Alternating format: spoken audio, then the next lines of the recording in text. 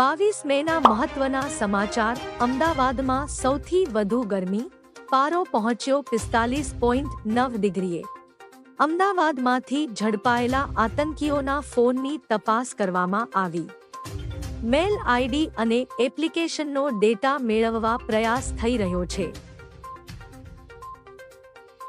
તો કોંગ્રેસે કહ્યું, આતંકવાદી અમદાવાદ પહોંચ્યા એ ચિંતાજનક છે।